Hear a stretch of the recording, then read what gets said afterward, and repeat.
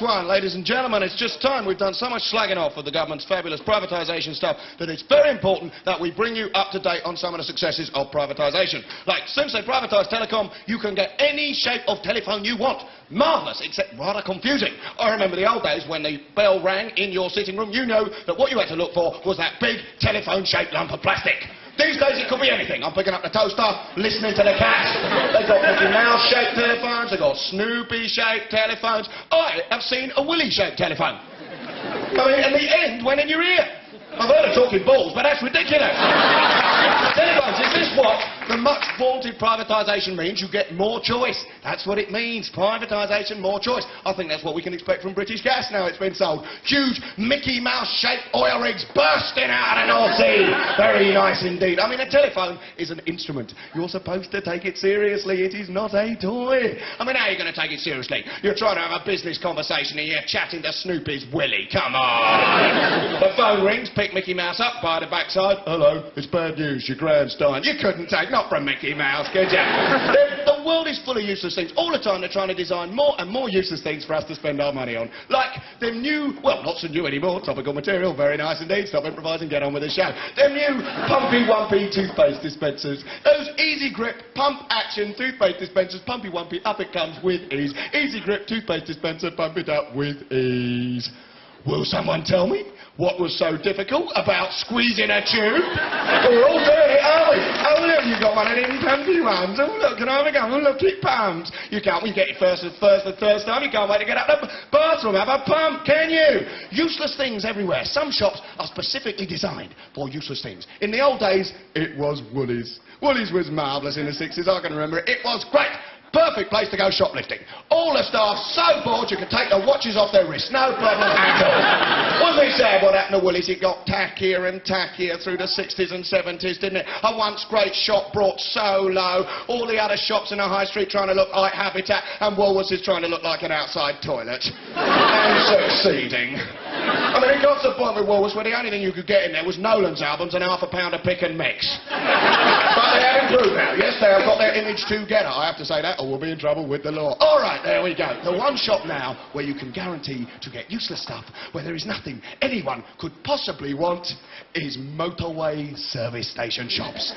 Nothing anyone could want. Rows and rows of utter rubbish. Nothing you need. I mean, has it ever happened to you? You're driving along the motorway, very, very happy indeed, not a care in the world, and suddenly you get this desperate craving for a presentation tin of all butterscotch shortbread with a picture of Warwick Castle on the front. Hurry up, darling, hurry up, we're driving along, quick! Into the third lane, into the fourth lane, 1 mile left, half a mile left, quick, darling, quick! Into the car park, into the shop, please, tell me, have you got a Staffordshire China teapot with a pot of plum jam inside it? Yes, we have, take flip for that, you're a lifesaver.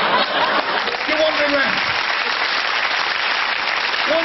looking at this surreal montage, this strange drug-induced collage of total rubbish. What is it for? Little wicker baskets full of condiments and little plastic dolls in kilts with buzzbizz on them. Tea towels with I love London and you're in the middle of Scotland. What are they for? I'll tell you what they're for. They say they're gifts. Yes, they're gift ideas. Gift ideas. Who are you supposed to give them to then, eh? Someone you hate, that's what. What are we going to get the boss for Christmas this year, eh? Lump of dog poo? No, let's get up the service station, really stitch him up, eh? There you go, boss, there's a doll in a busby, very nice indeed. Gift shops? The idea is you're driving home to see your family, you pick them up a little gift. Very nice. Well, I don't normally agree with Mrs Thatch, but I must say I'm with her when she says that the family spirit is deteriorating Britain. Hello, Mum, I got you that. It was in a motorway service station 20 yards up the road. Oh, very flipping thoughtful. You know, I was driving along, I thought, well, since you went through the agony of childbirth for me, I'll get you a tin of shortbread. Lovely, eh? I'd like to meet the tone-deaf basket.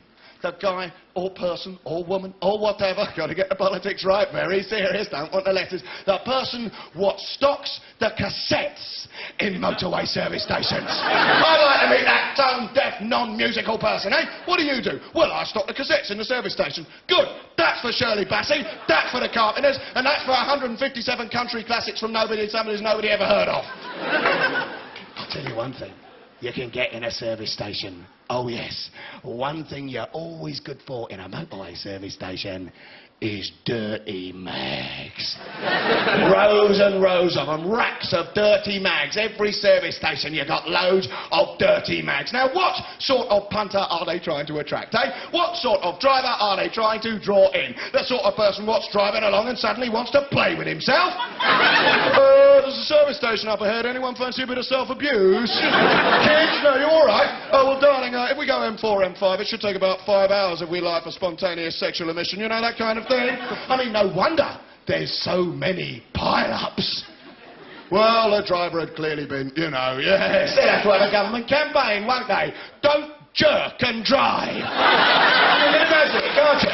You can imagine the advert, the little bloke, the little tiny bloke. He's there, he gets out of his car. You wait here, darling, I'm just going for a packet of polos, no problem. He's in there, staring at all the magazines. What car, what hi-fi, what camera, what a boring basket you are for reading these magazines, but his head is pointing upwards at all the dirty mags. Cut to the tough northerner. Think once, think twice, think don't get your tackle out at 70 miles an hour. Now, a lot of people may say that's rude. You shouldn't do that rude set. And I think probably it is a bit rude, which is why I've left it till episode 8. But those magazines are for masturbation. That's what they're for. They're in every sweet shop, every newsagent in the country, and they are there to help men play with themselves. Yeah. I don't care how many articles about World War I biplanes they put in there. No one reads them. That must be a funny job, mustn't it? Right in the non-pervy bits of the dirty magazines, eh? You'd have to be a sort of hippie, wouldn't you? Have a sort of Zen mentality. What do you do for a living? Well, I write the sort of non-pervy bits of the Zen magazine. Bit of a useless job, innit? Course it is. So, if anyone's thinking of complaining, any MPs want to write and say that that's a rude set, I want to tell you that there's 17-year-old girls out there who've got nothing better to do than take their clothes off because otherwise they starve to death. That's what's rude. Ladies and gentlemen, we had a good Saturday night tonight. Sorry to end on the politics, but you've got to do it. Thatcher's out of the country, we can have a bit of a play. Ladies and gentlemen, next